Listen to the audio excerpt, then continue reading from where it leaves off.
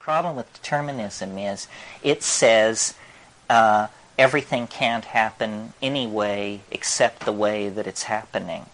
Now, the problem with that is that it makes the concept of thinking irrelevant. Because you're thinking what you're thinking because you couldn't think anything else. Therefore, the notion of truth or judgment or all of that is completely shot down. So a totally determined universe is the most ultimately uninteresting that there can be. Nevertheless, the universe clearly is, to some degree, highly determined. I mean, we know to within nanoseconds the time of the sunrise tomorrow, and unless there's a serious instability, it will be on time. So there is a degree of predictability. My rap is sort of divided into two parts, and I'm very shy about the second half. The first half is easy for me. It's that psychedelics are wonderful, you should take them, this is the way to save the world, so forth and so on. The second part of the rap is, here's what I've learned from psychedelics, and then not some general kind of feel-good thing, but something that requires a blackboard and tensor equations of the third degree and so forth and so on. And I'm very shy about putting that out. My personal approach to psychedelics before I realized that you could save the world with them, when I just thought that this was some kind of thing, self-exploration, my notion was what it's good for is ideas. It's for generating ideas. And I don't really like the word generating, because you don't generate them, you hunt them. You get in your little boat and you paddle out onto the dark water, and then, you put your feet up and you wait, and you set your nets, and you wait, and,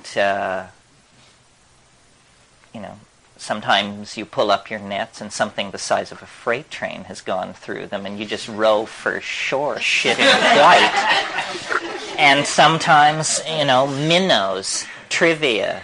Why does our little finger just fit our nostril? And, the mysteries of the animal body, or all kinds of stuff. But occasionally, and it's worth fishing a lifetime, occasionally something will come into the nets that is not so small as to be trivial and not so large as to be incomprehensible, and this thing can be wrestled with for hours and eventually brought home to show the startled folks back on shore. And this showing the startled folks back on shore makes history. All these ideas come out of interaction with these plants. The number of ideas, which when you pick up a straight encyclopedia, are to be traced back to herders and people who kept animals. People say, astrology, astronomy, it was invented by people watching their flocks. The calendar, time, was invented by people watching their flocks. All this other, well, they weren't only watching their flocks, they were also watching the cow pies of their flocks for mushrooms. And, music, all of these Pythagorean insights into order, I think, come out of this herding, domesticated animal husbandry, we call it husbandry, because it's a model of caring for nature. And these ideas are the inspiration and the purpose, to my mind. I mean, the social purpose, because I can, get rid of my stuff and feel better about how I was abused in childhood and this and that and the other thing with psychedelics. But that's all personal growth stuff. But an idea, can be shared. You can take it and you can lay it at somebody's feet. And where do they come from? When you ask the question, where do the ideas come from?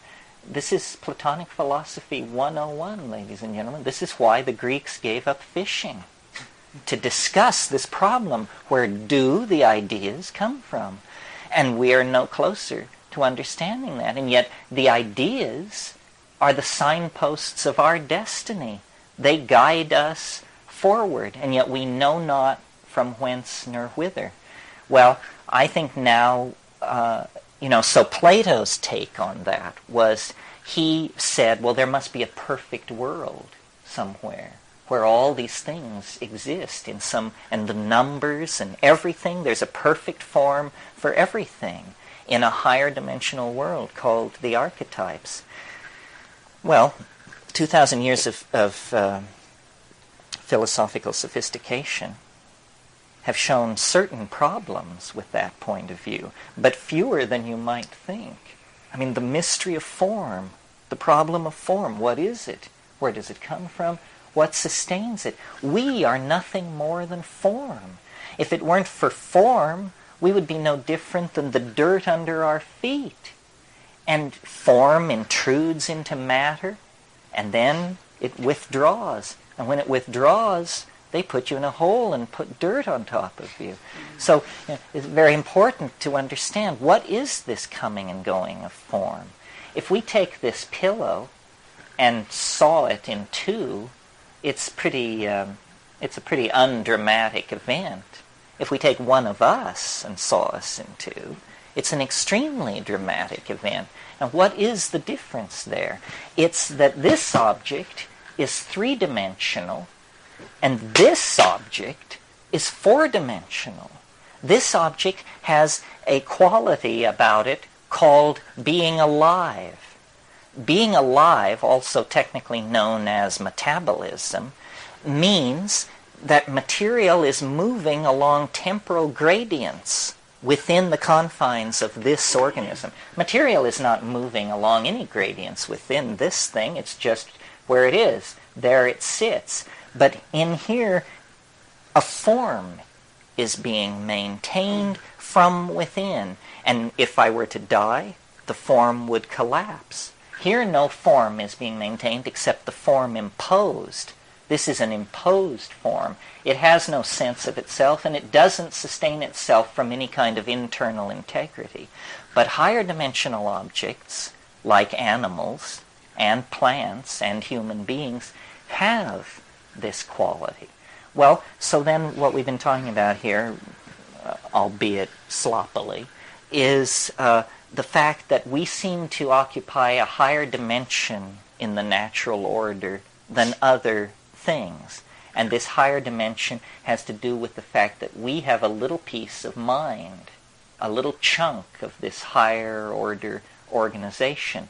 Well then, going toward that, as visionaries, as users of psychedelics, society keeps adjusting its trim tabs, as it were, to mirror this transcendental goal.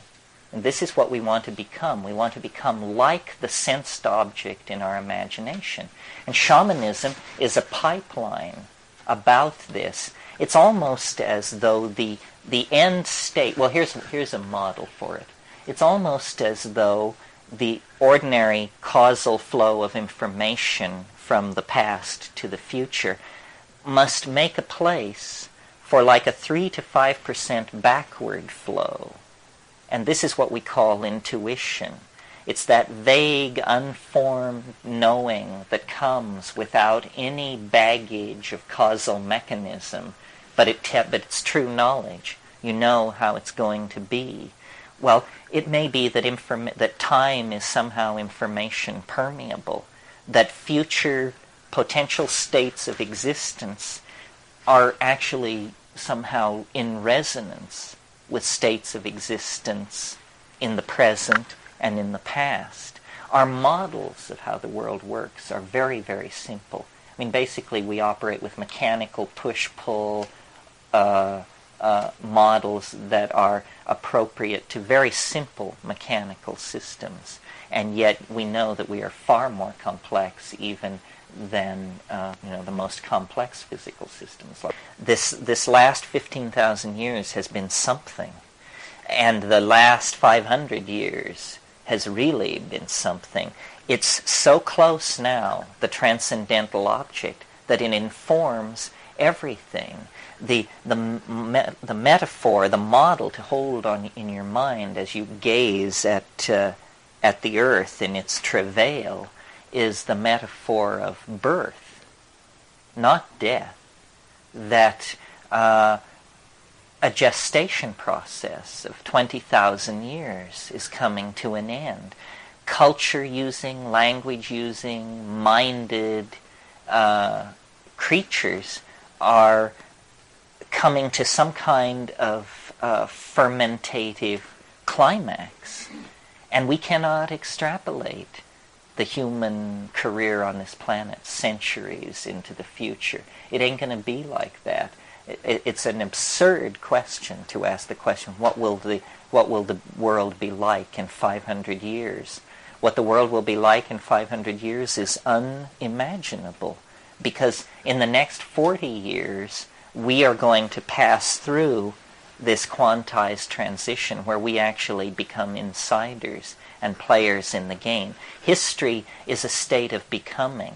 It's a state of moving from the inarticulate, unreflecting, animal style of organization to the self-reflecting, minded, conscious, energy-controlling style. But to get from one to the other takes about 20,000 years, and it's a bitch.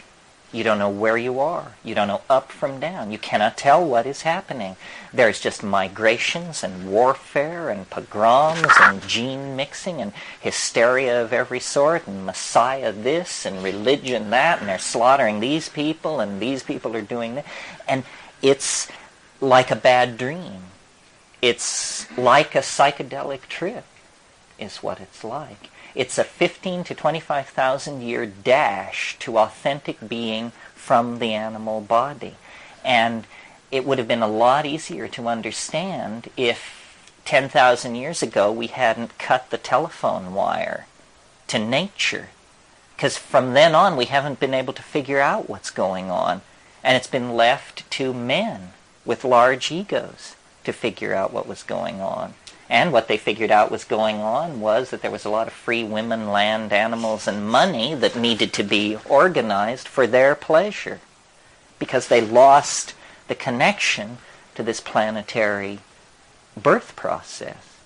Now, and like a birth process, I mean, the metaphor is worth pursuing, because a birth is violent, blood is shed, there's moaning and groaning and thrashing around, and yet this is not an automobile accident. This is not a human tragedy. This is how life works.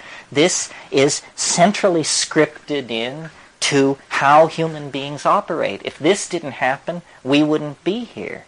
Well, and yet, if you've ever been pregnant or been around a pregnant person, this is a wonderful state of equilibrium, of self-satisfaction, of completion, and yet the very fact that it exists ensures that it's going to be rent, it's going to be torn, it's going to end violently in separation of these two beings. But then there are all kinds of births. There's stillbirth, the most disturbing and unsettling of all. There's, breech. There's cesarean, there's bad presentation, there's easy labors, hard labors. And I think this is the choice that we still have some choices left. And a choice still to be made is it going to be a hard labor or an easy labor? It's how fast we educate ourselves. That's the lubrication in the birth canal of this pup. How fast we educate ourselves. Are we going to fight it? Or are we going to go with it? And it's really frightening. I mean, because what we want is, first of all, forgiveness for what we've done, which ain't likely to come. And then we want to go back and paint ourselves blue and be tribal and turn our back on all of this. But I don't think it's going to be like that. It's propelling us to some kind of higher order. the faith is that history must have been for something, and that everything is to be knitted together, and everything is to be reborn anew. And I don't think this is not a religious doctrine exactly. It's more like the biological faith. I mean, we see it everywhere. We see it in the birth that I was just describing. We see it in the metamorphosis of insects. Heraclitus said, "Pantit rea," all flows. And I think that this is the hardest thing to learn. It certainly has been the hardest thing for me to learn in my life. And I assume then, by extrapolation, maybe this is one of the hard things to come to terms with. Everything flows. Nothing lasts. I mean, not the travail, not the horror, not the women you love, not the women who drive you crazy, not the children you love, not the children that drive you crazy. Everything is in the process of changing into something else, even at the very moment that you recognize its coherence as an entity.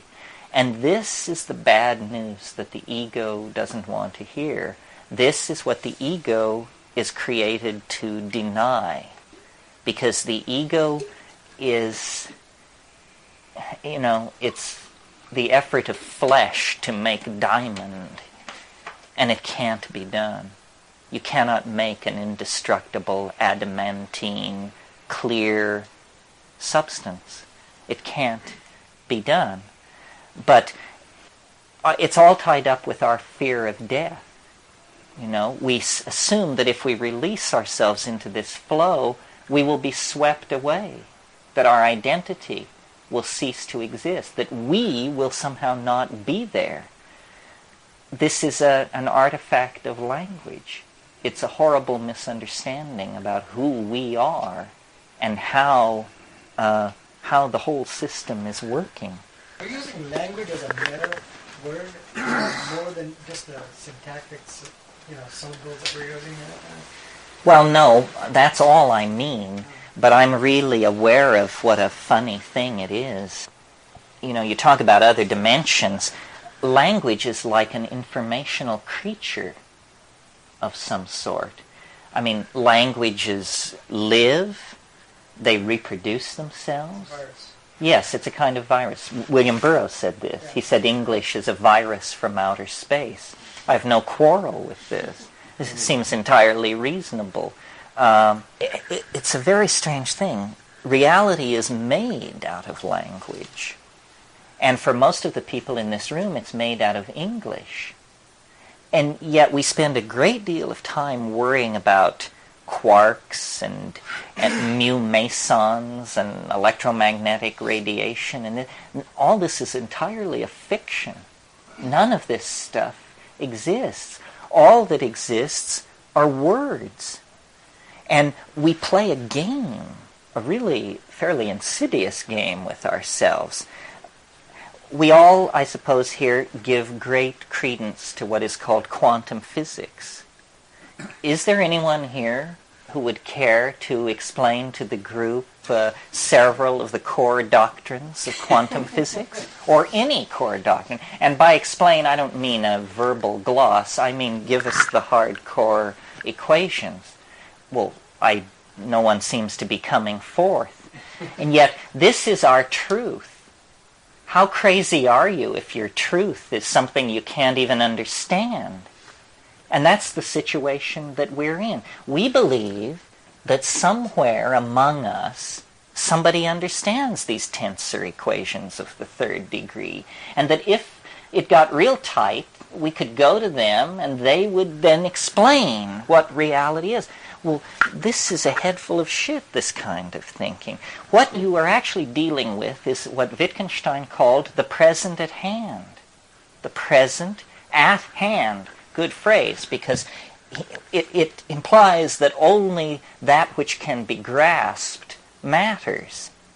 And the quark cannot be grasped, mu meson, the electromagnetic field. None of this. These things need to be understood for what they are, which is little shingles which we epoxy onto the face of the universal mystery.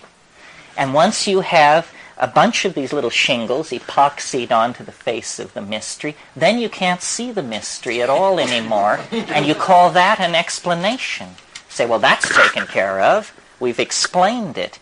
By the time a child is 8 or 9 or 5 or 6, they have covered the entirety of reality with these interlocking little linguistic tiles. And nowhere now is reality to be found. Between ourselves and reality, as quickly as we possibly can, we erect a lie. We erect a false set of assumptions that are culture-bound. And this has always impressed me, the culture-bound nature of language, that in a way you can never leave the place you're raised in because you acquire a local language. And the local language is all you ever really have. I had an experience of this that brought it home to me very strongly, because when I first went to the tropics, I was there as a professional butterfly collector, and it was pretty important to make a living. And my impression of the jungle was that it was green. That was my impression. Well, then 3 years later, I went back with botanists. Well, if you know anything about botany and taxonomy, what it is it's an orgy of language. I mean, leaves are lanceolate, crenellate. They have bracts, which are sessile, umbellate, and indentified, and so forth. And so these are specialized words to describe structure. You go with a botanist into the jungle, and the jungle becomes unbelievably rich. Here are melanostomes, malfigs, varrolas, all kinds of things. And as soon as you put words to it, reality emerges.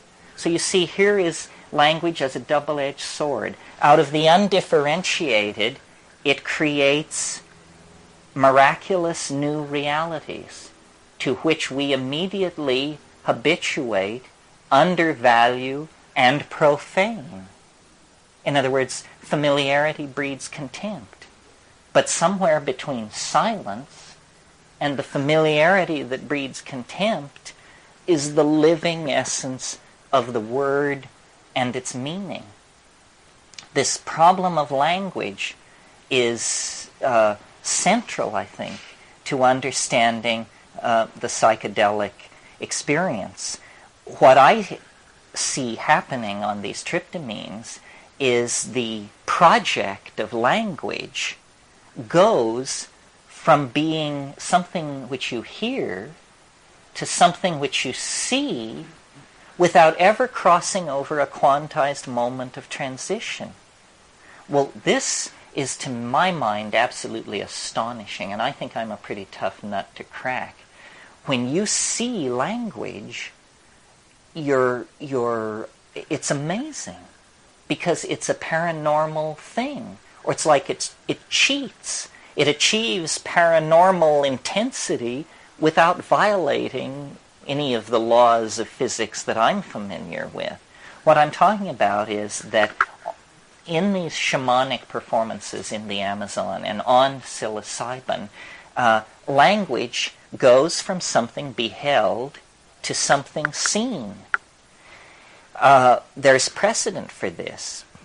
In the Hellenistic world of Greco-Romanism, the be-all and the end-all of spiritual accomplishment was what's called the logos. And the logos was an informing voice, a voice in the head that told you the right way to live. And Plato and all of these heavies cultivated and achieved connection with the logos. Well, there was a Alexandrine Jew named Philo-Judaeus, who was a great commentator on the religions of his period, and he wrote about what he called the more perfect logos. the more perfect logos. And he said, what is the more perfect logos? And then he answered his own question. The more perfect logos goes from being heard to being seen without ever crossing over a quantized moment of transition. Language is something unfinished in us. It's something that was catalyzed out of animal organization by hallucinogenic activation of brain states, and it is something that is in the act of perfecting itself.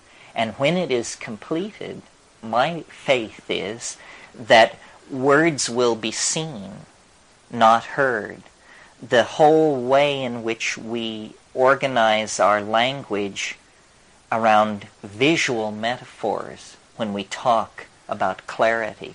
So if someone is able to communicate, we say, she spoke clearly.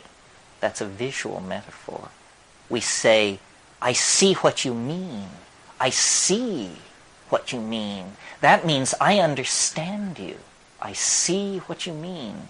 He painted a picture. It means unconsciously, at the unconscious level, we connect visual metaphors and the visual sense with clarity of understanding. And what's happening in the ayahuasca cults, in the mushroom intoxications and so forth, is an invocation of the visible logos. It comes into being in the shared space. You control it with sound. I mean, you discover that sound is something that you can see. And this is, I referred to this morning and when I talked about how we may be a one gene mutation away from a transformation of language.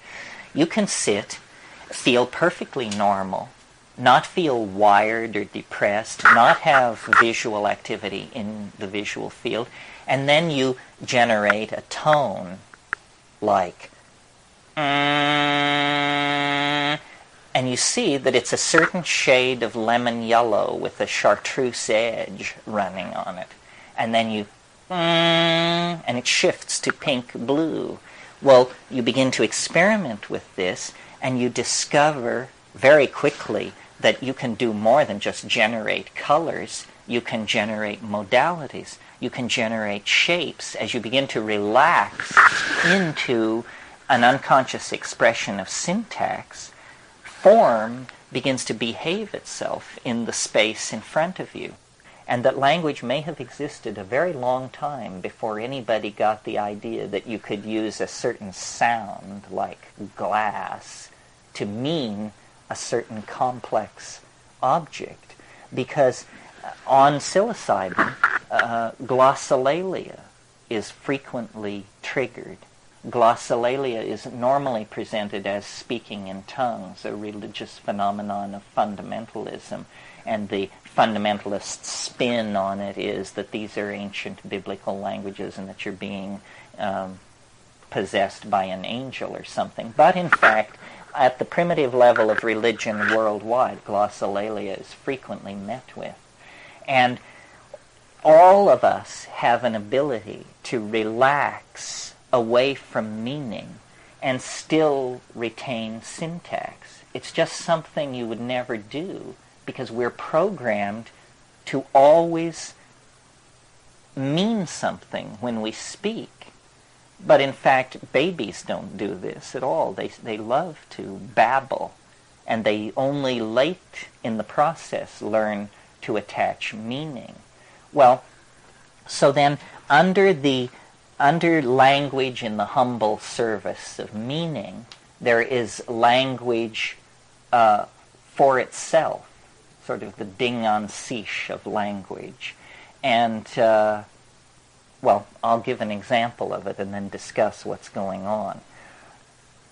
Nidige vond wai haxikevitchni molgom voapaketen didikini hipikektet dejigeve wai hambikikitit efmo oktive invidikt quahavagenket kifidut ulmikin dital. Okay, now what's happening here? First of all, ordinarily we associate this speed of vocal noise with words. Words are small mouth noises. That's all they are. You see, if you're going to have a creature which communicates among members of its species, you have to have a low energy form of communication. Otherwise, you'd be exhausted from the effort to communicate. Well, small mouth noises are great. A person can talk for about 12 hours without stopping, fairly effortlessly. I mean, if you've got water and a little dope rolled, and it's not a problem. Well, do you know how much information a person could convey in 12 hours if they were, say, reading the telephone book aloud? It's pretty amazing. So this thing I just did, it had syntax, but it had no meaning. In other words, if you listen to it, you hear that sounds repeat, rhythms repeat, there appear to be prefixes, suffixes, certain kinds of declensions. It's all there, folks. It just doesn't mean anything. But it turns out that the activity of language feels like language, whether it means anything or not. Well, in the psychedelic state, you discover this same set of tinker toys that was used to create the little speech I just did can be used to create sculptures that are free form, that this hi huai waxi q vini mau hakti kipipit, it looks a certain way. What's important is not how it sounds. What's important is how it looks. In the Amazon, in these ayahuasca cults, they have what they call icaros, magical songs. Icaros are visual art. They are intended that way, and they're criticized that way, and their success or failure is judged entirely in the visual domain, and yet they are made out of sound. And what they convey are very complex feelings. You could almost say three-dimensional feelings. Feelings so complex that they won't lay down and be a sound like hate, fear, revulsion. They won't do that. They can only be laid out as grammatical objects of a higher order. And I think that this process is happening in human beings, the push toward visible language. But it's being accelerated by the psychedelics, and that we are trying to become for each other visual objects, and we are trying to become capable of generating these things. Now, why I hold these conclusions is because in the DMT flash, which is the most intense quintessence, most quintessential distillation of this kind of stuff, you encounter the shamanic entities, the spirits, the ancestors. And this is really confounding. I mean, we can put up with shifting cobwebs of color and weird insights about our nostrils and our little fingers, but not entities. And yet, in that space, these things exist. And they're preaching this ontological transformation of language. This is how entities in hyperspace communicate. It's as though everything has had one dimension added onto it.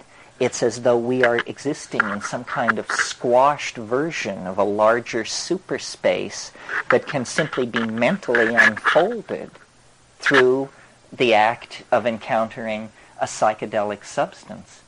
I think it's big news that these entities exist. Now, if you were to go to a shaman in a classical culture and say, what's it about? What's going on here? They would unhesitatingly tell you that these are the ancestors. Say, oh yes, these are the ancestors. We cure using the ancestors. And this is, I think, very unsettling for us as Westerners. We'd much rather accept the notion of friendly extraterrestrials communicating through the mushroom than that this is the dearly departed. I mean, that really, you can feel your boundaries beginning to quake against that possibility. was very interesting. Recently, there was a new edition of Evans Vence's The Fairy Faith in Celtic Countries, which if you've never read it, it's quite an interesting book. Y.E. Evans Vance was an American who became a great scholar of Mahayana Buddhism and wrote the Tibetan Book of the Dead, the Tibetan Book of the Great Liberation, Tibetan Yoga and Secret Doctrines, and so forth. But his doctoral thesis when he was a young folklore student at Cambridge in 1911 was he wanted to study the fairy faith. And he went to Brittany and Wales and Ireland and interviewed the oldest people in the districts, the crones and the old people. And it's a wonderful book to read because these people just tell these stories, and it's absolutely convincing. I mean, the fairies are real, the fairy faith is real. And when you asked, when Evans Vance asked these people, what's going on, they said, well, these are the dead. When you die, you stay around, but you're in an invisible realm, and it's an ecology of souls. My phrase, not his, an ecology of souls. But this is what is revealed on DMT, is entities that are so strange that they could easily pass for extraterrestrials. What's puzzling about them is their tremendous humor and affection and intense involvement in us as human beings. Why are they there? What do they want? And they're not, if they are ancestors, they're not my ancestors. In other words, when I broke in there, I didn't find my mother and my grandparents. It wasn't like that. There was no personal... It isn't like that. But there is this sense of affection, interest, caring. Well, we have the doctrine of purgatory in Western theology in the Catholic Church. I had always assumed, thinking about it, that purgatory must have been a doctrine that the church fathers, Irenaeus and Eusebius and that crowd, had written into the gospel message for their own purposes. I discovered, to my amazement, that isn't what happened at all. That St. Patrick is the person responsible for purgatory, because he wrote purgatory into Christian doctrine in order to convert the Celtic peasantry of Ireland to the idea that fairyland and the Christian afterlife were the same place. And it was thought such a good idea in Rome that the doctrine became canon law generally for the church. So purgatory is a spruced up, cleaned up version of Irish fairyland to make it a little more palatable. Well, you see, this is where our anxieties come in, and where it's hard to push it much further than this. An extraterrestrial contact, I think we could probably ride that through, and it would be amazing, but it would be tolerable. But if what's happening is that at the end of history are waiting the dead, and that our notion of reality is so skewed that we don't even know the most basic facts about the cycles of life and death and rebirth, then it's going to be quite astonishing for us, I think, to come to terms with this. And yet, this is what shamans live with. This is what they tell you. They say, a shaman is a person who can pass daily through the gates of death and return. We see into the other realm. We see into hyperspace. As inheritors of the rational tradition, this is pretty hard for us to swallow, because I think, maybe it's not true anymore, but in my personal process of rejecting Catholicism, I did manage to convince myself that when you're dead, it's over with. And it's been very hard for me to fight my way back to the notion that that might be just 100% malarkey and nothing more than a conservative first try. And now I think much more in terms of dimensionality, and that I don't know what a form is, but the process of the fertilization of an egg, of any organism, it doesn't have to be a human being, the life of that organism, and then its death and dissolution, is the process of a form descending from hyperspace, clothing itself in matter, and then withdrawing from matter, returning to hyperspace. And this concept of hyperspace is very, very necessary to understanding this stuff.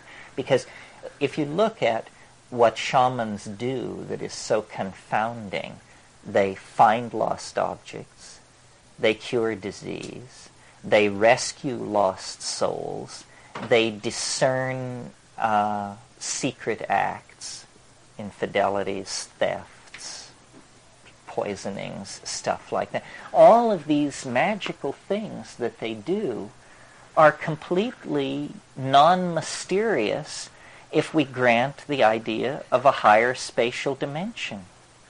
I mean, if there's a higher spatial dimension, then, this section is not zipped. There's a part of it which is completely open to the world. This room is not closed. There's one direction in which it's absolutely open to the air. In other words, in hyperspace, nothing is hidden. Yeah. Give yourself a chance to breathe for a moment. Why do you think it is? I mean, we as human beings have evolved with pretty much all the equipment we need to get along and do things. Why do you think it is that we have evolved with such a poor understanding or no understanding of these matters of which you speak? The afterlife, the rebirth. I mean, we hear it. Many people, they hear it and they have a curiosity and they go towards it. But few people understand it. Well, I think this is a very recent phenomenon culture is a narrowing, obviously. I mean, if a man can have 10 wives, 2 wives, no wives, 1 wife, well, then you go into a culture, you're going to make a choice. And all cultures represent narrowing of choices. We don't know how we could be. We don't know what we could be if we were free to evolve ourselves. I think that's the starting line that we're edging up on. We're about to have a chance to create a global culture, to decide, to essentially clean our basement and decide what we're going to save and what we're going to keep. This sense of not being connected is, to my mind, entirely rooted to what I've said here several times, the problem of the ego, but then to, get a little more specific and maybe slightly more offensive, it's the monotheistic religions that have to take a real knock for the present situation. Monotheism as a philosophical reflex is understandable but simple-minded. I mean, it's what an 8-year-old would get to, one God, reasonable, economical, seems to fit the situation pretty well. So what's wrong with that? Well, what's wrong with it is you've got to be a little more sensitive.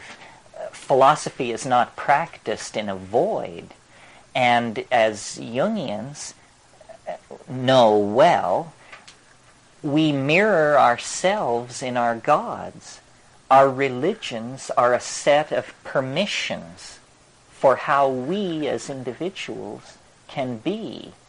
And monotheism presents us with a notion that God should be omnipresent, omnipotent, omniscient, and unforgiving.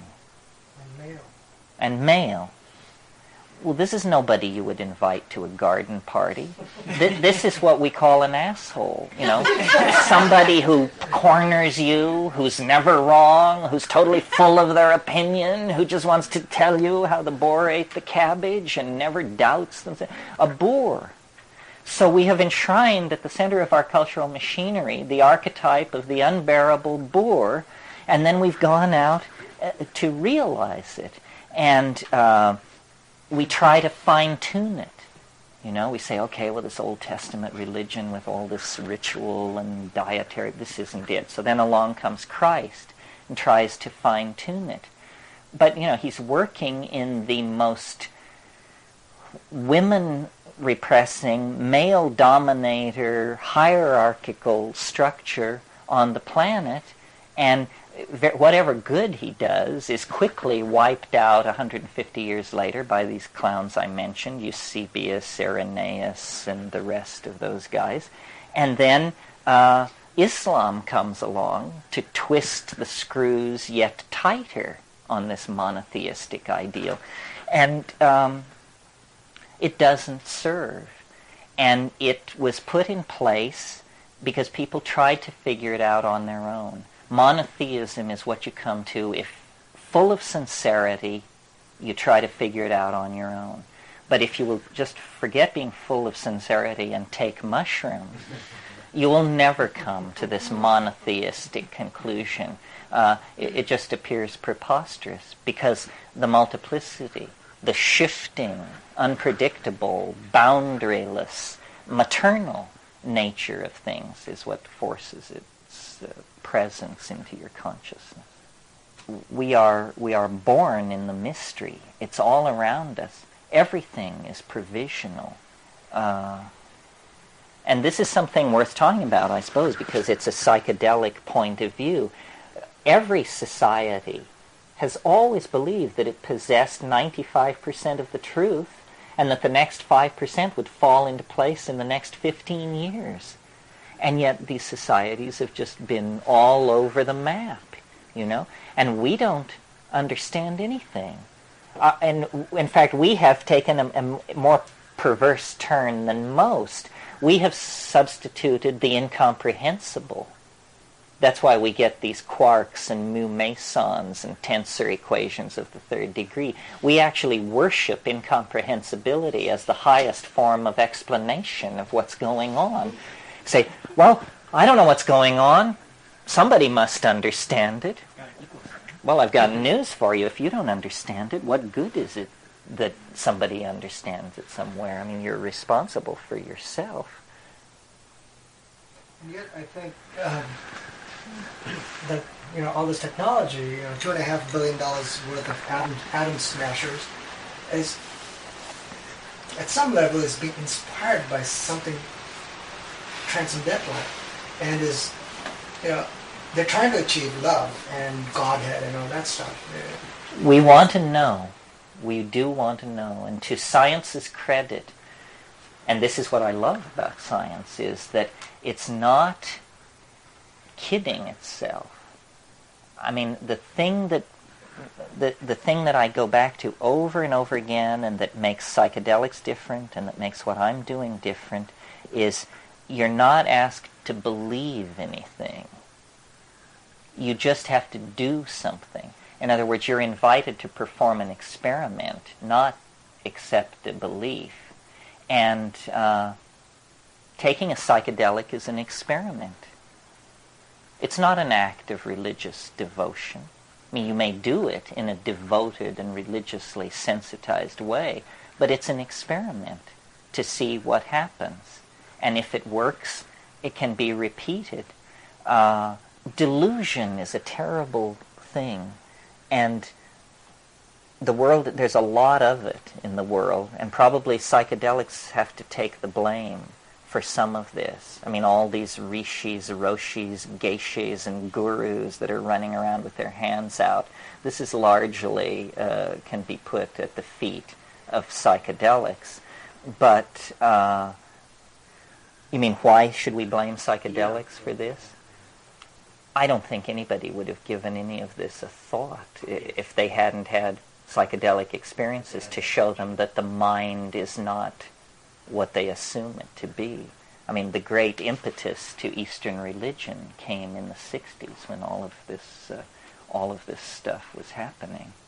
I wanted to ask a little further about the animal experience of time, and that they are stuck in the point present. They don't have a sense of future or past.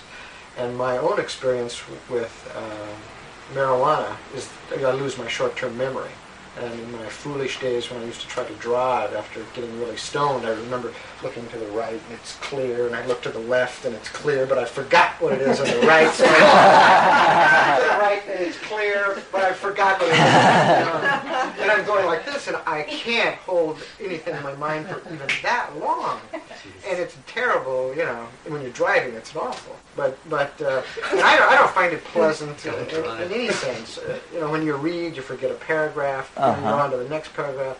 And I wondered if that's somewhat like the animal experience is life, and also I wondered if that was an attribute of mushrooms and ayahuasca, that loss of short-term memory. Because I don't particularly like that experience. I don't like that either. I really don't like it when it's acute.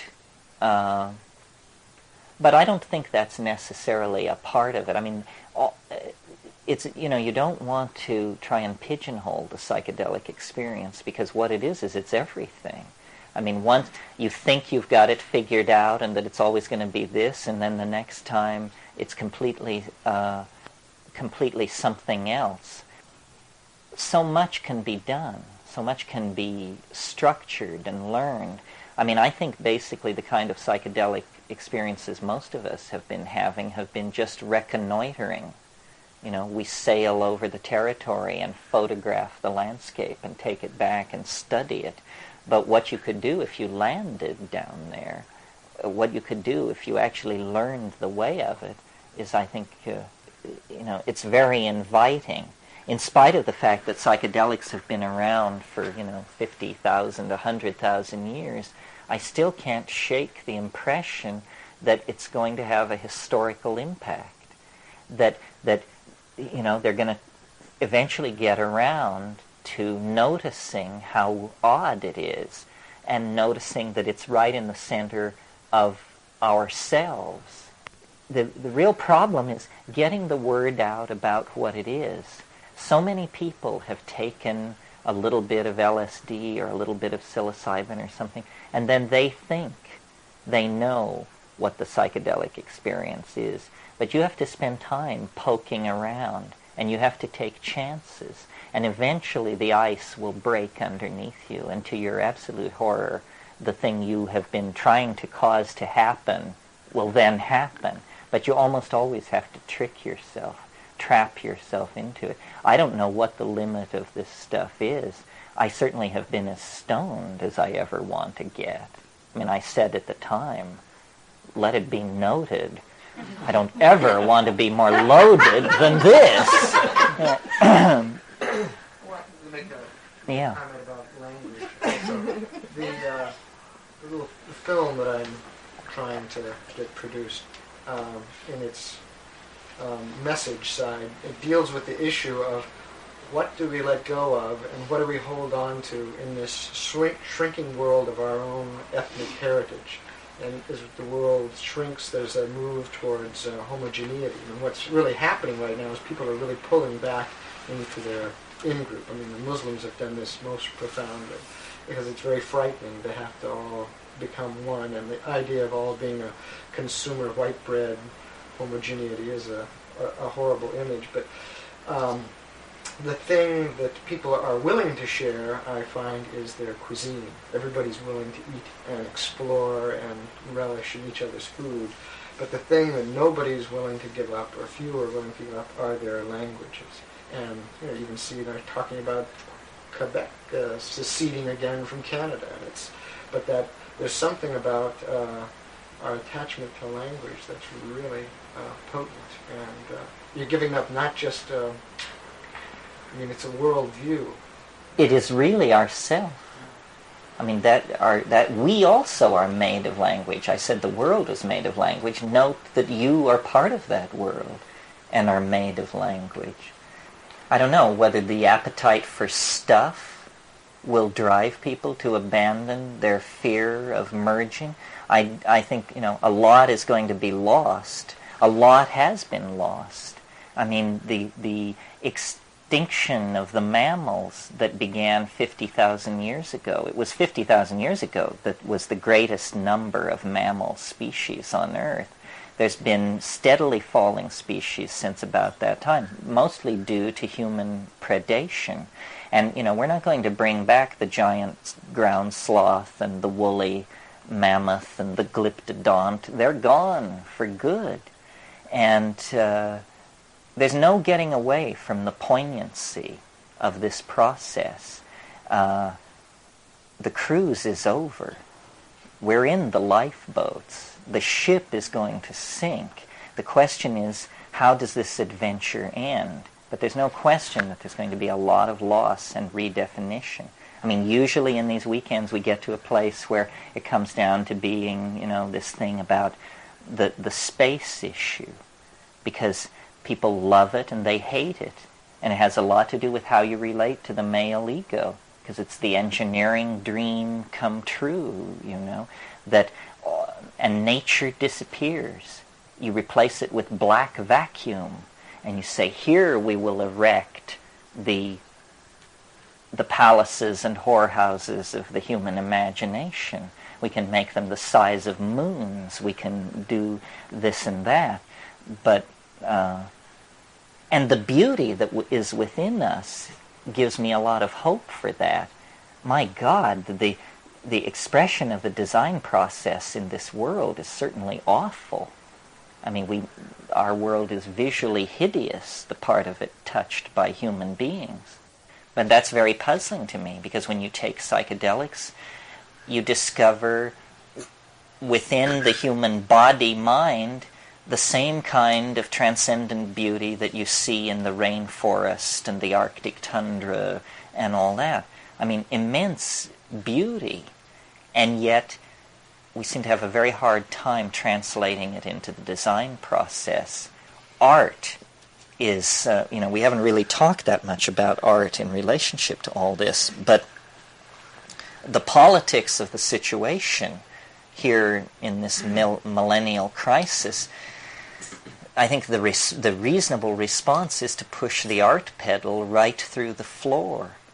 The way to escape the present cul-de-sac is an enormous outbreak of creativity of all sorts. We just need to overwhelm ourselves with creative expression.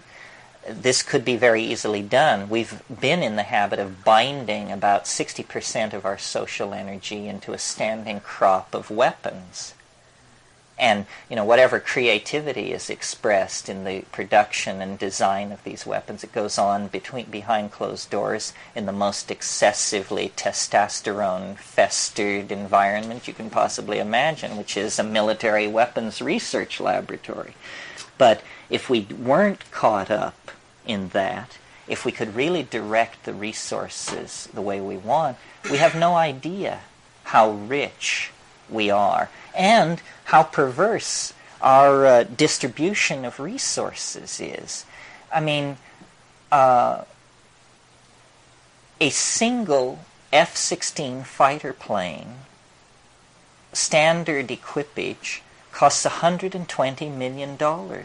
One of these fighter planes. They order them in lots of 500. If somebody were to give $120 million to the New Age, define that any way you like, or to me, or to you, but that's a lot of money. But if you spend it on a fighter plane, it's not a lot of money. You can park a fighter plane in an area twice the size of this room, and there it sits. Useless unless Armageddon should come along. It's about the most useless thing you could do with $120 million. And yet, if you gave that to the sincere, the insincere, the half-sincere, and let them all go off and do with it what they want, society would be a much richer place, and many more interesting possibilities would be developed. So Part of saving the world, I think, is to make people angry, to make people absolutely furious with the way we are being managed. The human enterprise is being managed by idiots. And, I don't say they're vindictive idiots, but the case could certainly be made. But give or take that, they're idiots.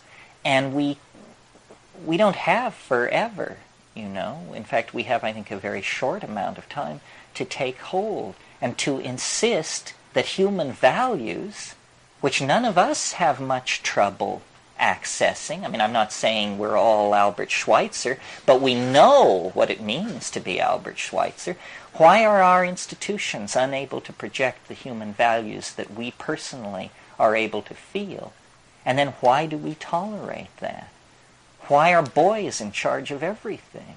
It just doesn't make any kind of sense. Working our way out of this is just going to require shock treatment. And that's what this shamanic option represents.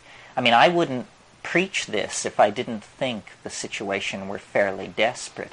It's a radical option. It's not a reasonable option. It's a quick fix, because quick is the only fix that counts now. This is not a debating society, the crisis confronting this planet. It's a life or death situation. I don't see any other option. Yeah. Terence, is there any value in looking at the dichotomy of the natural evolutionary self-destruction of the planet, the toxicity of volcanic eruptions, the ice ages, the shifting of the axis of the polar axis, and plate tectonics? All that is going on, and we seem to be a minor player in the rearrangement of matter on the planet compared to what it naturally does itself. And what about that? What about that? Yeah. Well, you're right. The Earth is now understood to be an extremely dynamic environment, locally and globally. As a local example that some of you can relate to, in the last 100,000 years, tidal waves up to 2,000 feet high have occurred locally in the Hawaiian Islands because of sloughing off the face of those islands into deep-sea trenches. The International Geophysical Congress has held meetings about this. I've seen the physical evidence of it myself. A 2,000-foot tidal wave, you would shit white if you saw this. I mean, it's just inconceivable. A 50-foot tidal wave is appalling. On a global scale, 65 million years ago, something crashed down on this planet, and nothing on this planet larger than a chicken walked away from it. Dramatic? You bet. This happened between breakfast and lunch one day. So, yes, I think the Earth is a very dynamic place, and part of this psychedelic message is, shake the mud off your shoes, monkeys. You can't always count on it to be like it is. I mean, the mushroom has a kind of a hortatory personality, and it sometimes says things which I don't necessarily agree with that are slightly alarming. I mean, one of its favorite themes is, if you don't have a plan, you're going to end up part of somebody else's plan. And it's speaking to me as a person, it's speaking to human beings as a species. If you don't have a plan, you're going to end up being part of somebody else's plan. The sun has a limited lifespan. There are serious problems with the sun that are not discussed at all much, except in the scientific literature. It would take major revisions of nuclear theory, which has been in place without revision for nearly 50 years. It would take major revisions of nuclear theory to explain why there isn't something wrong with the sun. The sun is not emitting neutrinos at nearly the rate it should be if it's a healthy atomic furnace. Is it possible that sometime in the last 100,000 years the nuclear fires of the sun have actually slipped off the main sequence? This is an appalling possibility. You see, if that were to happen, the neutrino flux from the nuclear furnace at the center of the sun would instantly drop. It would be measured within 8 minutes on the Earth, the drop in the neutrino flux. But all physical manifestations of this process would not appear for about 70,000 years. The period of time it takes for core solar material to percolate to the surface. So the neutrino drop would be registered virtually instantly, but it would take 70,000 years for any other thing. Well, if that's what's happening, if the sun is going into some state of instability, well, then we look back in the geological record, and what do you see? 9 times in the past 5 million years, ice 5 miles deep has moved south from the poles. Well, what the hell is that about? And you go further back in the record, and you don't find this.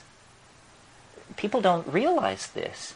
This planet existed for close to 5 billion years before there was glaciation. Glaciation is a brand new phenomenon on this planet. Why is it happening? Well, the obvious place to look is the energy dynamics of the home star. Is it possible, then, that we're riding an edge more precarious than we know? Is it possible that bios, life on this planet, actually senses limitations and constraints, and that we have been summoned? I mentioned stopgap solutions. We are a stopgap solution. About 2 million years ago, the biospheric mind of the planet said, my God, the sun has just gone off the main sequence. We have approximately 1 million years to organize some kind of arc out of here. A species must be deputized to release energy and to manipulate matter. This species must be brought forward and made dominant species over the Earth. And out of that technology, we can perhaps fashion an escape. In other words, we are something that has been called forth out of nature because of unusual dynamics on a very large scale. Well, this is a possibility. Sure. I've had a fantasy since I heard your tape about the evolution of the brain, the next evolution. That it doesn't make any rational sense, but we don't always make rational sense of it. What about the mushroom growing within the brain? Actually not taking it in, but... I mean, becoming physically symbiotic. Yeah. Well, yeah. Brian Aldiss wrote a book called The Long Afternoon of Earth, in which he envisioned a human fungal symbiosis that was so close that people actually had a lump on their shoulder, and it went directly into the head. I find this kind of thing a little too creature feature-ish, but it is. I have had the notion. Not a notion. It was more like a delusion at certain times that, and I can't explain it to you. I will just tell it to you. That the big secret about human beings is that there are 3 sexes: male, female, and mushroom. And this third sex is I haven't worked out the genetics of it or how in the world we could have gotten so far without understanding this. But it's that notion that it's wedded into us at that level. And of course the mushroom, I don't know if it's this way for women too, and it's subtle, it's smart, it's tricky, and it uses you against yourself, not viciously. It's just very matter-of-factly knows 100 times more about you than you do yourself, and it presents itself as this 4D girlfriend. It's the Soror Mystica of alchemy. It's the invisible female companion. Yeah. I had a dream a few months ago that I don't know if I gave birth or someone gave birth to these children who were like part mushroom, you know, and they were part fungus, and I felt very loving towards them, but they were actually like, you know, beings, you know, but they were like part mushroom and part human. It was all very sweet, you know, it wasn't ghoulish or anything. Well, yeah, I mean, the symbiosis is coming together. One of the funny insights that I had that I don't try to make sense of, that I in fact don't believe, but I thought it, and it was an emotionally opening thought, though it's absurd on the face of it, was when I was in the Amazon, in these pastures, looking at these pastures full of these mushrooms, I kept thinking, you know, it's the lost part of the human brain. It's that part of us is in these fields. That this mushroom, this is human flesh. This flesh. It's a strange kind of human, but hell, we're about to give legal rights to fetuses. We might as well extend legal rights to mushrooms and make them voting citizens. Because, you see, it's intelligent. It's intelligent. It loves you. It can blow your mind. It can make you laugh. It can make you cry.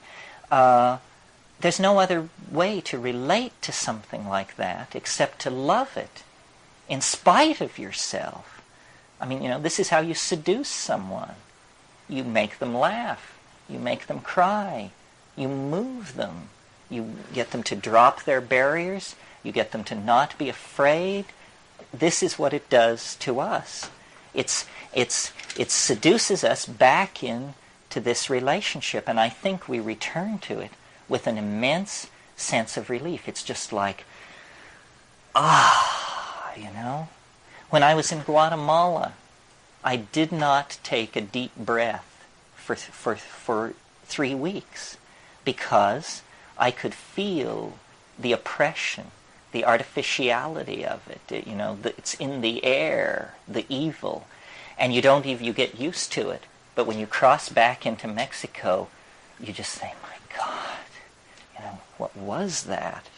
And that's what history is for us. You know, we're living under siege conditions here. No wonder it's a little hard to connect up with your higher self. We're living in a foxhole, for God's sake. But, you know, if we could realize our situation, then there would be a possibility of change.